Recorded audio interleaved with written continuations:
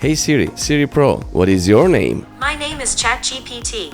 I'm going to show you how to enable Siri Pro with ChatGPT on your iPhone right now. Click the first link you have in the description, platform openai.com. Here use ChatGPT credentials to log in. Click the menu button at the top. Click Login Avatar. View API keys. Create new secret key. Copy this key, we will need it later. Now click Link to on description. Scroll all the way down, you will see ChatGPT Siri 1.2 English version. Click Setup Shortcut. Paste the API key. Click OK. Click Add this shortcut. Click here on the shortcuts, ChatGPT 1.2. Click and hold it a little bit. Rename it. Put the name you like, Siri Pro. Make sure you click here on the new shortcut. Click OK. Let's test now. Hey Siri, Siri Pro. I am here. My name is ChatGPT. However, I am not Siri or Siri Pro. Okay guys, thank you for watching. Don't forget to hit the like button and subscribe. Tips to fix for more videos like this.